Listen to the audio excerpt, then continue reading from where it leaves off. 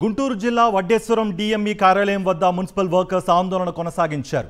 సమ్మెను విరమించాలంటూ ప్రభుత్వం ఒత్తిడి తీసుకొస్తోంది తప్ప పరిష్కార మార్గాలని చూపించడం లేదు అంటూ కార్మికులు మండిపడుతున్నారు. సోమవారం లోపు స్పష్టమైన హామీ ఇస్తామంటూ మంత్రి చెబుతున్నప్పటికీ ఎటువంటి హామీ ఇస్తారన్న దానిపై స్పష్టత లేదని, స్పష్టమైన హామీలు ఇచ్చేంత వరకు సమ్మెను విరమించే ప్రసక్తే లేదని తేల్చి చెబుతున్నారు కార్మికులు. స్వచ్ఛ భారత్లో మున్సిపాలిటీలు అవార్డులు తీసుకుంటుంటే అందుకు కారణమైన మున్సిపల్ వర్కర్స్ మాత్రం అర్ధాకిలితో జీవిస్తున్నారని అన్నారు కార్మికులు.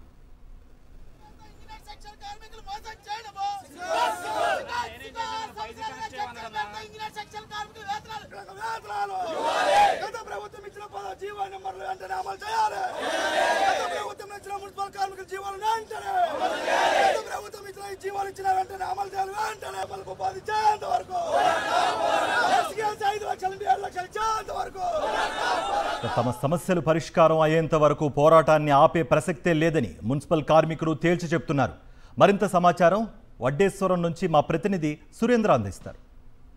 వర్కర్స్ రాష్ట్ర వ్యాప్త ఆందోళన కొనసాగుతుంది. ఇప్పటికే 4 రోజుల నుంచి సమ్మెలో ఉన్న వాళ్ళంతా కూడా డిఎంఈ కార్యాలయం ముట్టడికైతే వచ్చిన పరిస్థితి కనిపిస్తుంది. అయితే అధికారుల నుంచి ఎటువంటి సమాధానం వస్తుందని ఎదురు చూస్తున్నారు. ఇప్పుడు మంత్రి ఇప్పటికే ఢిల్లీలో ఉన్న నేపథ్యంలో స్పష్టమైన హామీ ఇవ్వాలంటూ డిమాండ్ చేస్తున్నారు.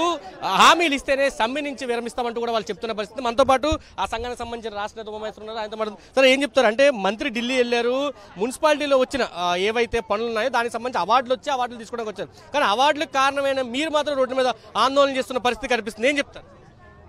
మంత్రి గారు అధికారులందరూ ఢిల్లీ వెళ్ళారు. అవార్డు తీసుకోవడానికి వెళ్ళినాక మేము గుర్తొచ్చాం. రాత్రి అవార్డు తీసుకోవడానికి వెళ్ళారు కాబట్టి మా పోరాటం, ఇవాళ మా ధర్నా ఇవన్నీ గుర్తొచ్చి మంత్రి గారు స్పందించి, ఉమాశ్వరరావు ఇప్పుడైనా మీరు సానుకూలంగా ఉండండి, మేము సానుకూలంగా ఉన్నాం, జీవో ఇవ్వబోతున్నాం అన్నారు. ఏ జీవో ఇస్తారు? 36 జీవో ప్రకారం 21,000 24,500 ఇస్తున్నారా లేదా?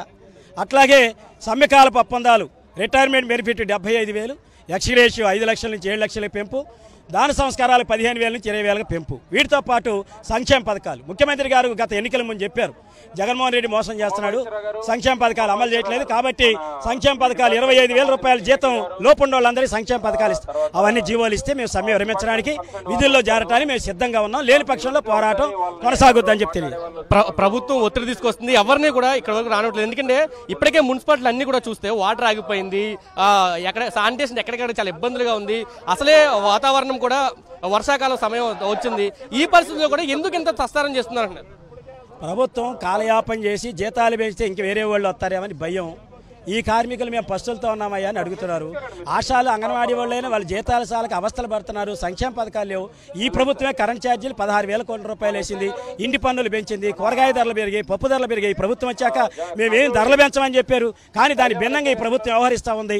దానివల్ల మేము సమ్మెలోకి వెళ్లాల్సి వచ్చింది తప్ప గొంతెమ్మ కోరికలు కోరట్లేదు. ఈ ప్రభుత్వం మంత్రులకు, ఎమ్మెల్యేలు జీతాలు పెంచాలని చూస్తుంది. మా జీతాలు పెంచండి మేము అడుగుతుంటే డబ్బులు లేవని మాకు చెబుతున్నారు. కానీ మంత్రులకు, అధికారులకు, ఇతర అవసరాలకు మాత్రం కోట్ల రూపాయలు ఖర్చు పెడుతున్నారు. మొన్న విశాఖపట్నంలో చూసాం, యోగా పెట్టారు. యోగా వల్ల 350 కోట్ల రూపాయలు ఖర్చు అయింది. ప్రధానమంత్రి వస్తే మేము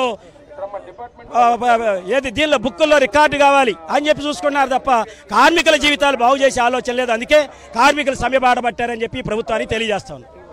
చెప్తున్నారు పూర్తిగా ఏదైతే డిమాండ్స్ ఉన్నాయో ఆ డిమాండ్స్ అంగీకరించే వరకు సమ్మెను విరమించే ప్రసక్తి లేదు అంటూ యూనియన్ నాయకులు చెప్తున్నారు. అయితే ఢిల్లీలో అవార్డులు తీసుకోవడానికి వెళ్ళిన మంత్రి మాత్రం సమ్మెను విరమించండి, మేము శుక్రవారం కానీ శనివారం కానీ దీనికి సంబంధించి జీవులు విడుదల చేస్తామంటూ చెబుతున్న పరిస్థితి. అయితే వీటి మీద అక్కడ కూడా తమకు నమ్మకం లేదంటూ కూడా మున్సిపల్ కార్మికులు చెప్తున్న పరిస్థితి. ఖచ్చితంగా జీవోలు ఇస్తేనే, స్పష్టమైన హామీ ఇస్తేనే తమ సమ్మెను విరమిస్తామంటూ మున్సిపల్కి సంబంధించిన నాయకులంతా కూడా చెప్తున్న పరిస్థితి కనిపిస్తుంది. కెమెరా పర్సన్ నరసింహతో కలిసి సురేంద్ర, సాక్షి టీవీ, వడ్డేశ్వరం నుంచి.